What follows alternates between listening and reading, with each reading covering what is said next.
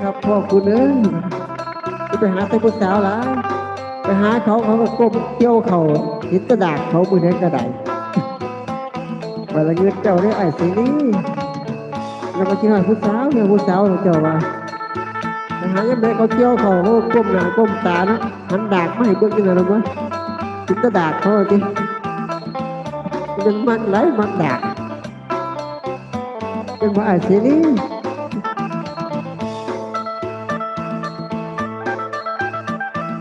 ว่าจะเจ้าหรอวะเปิดกับมันกันแล้วมักดากจริงเงียบหลายไปจริง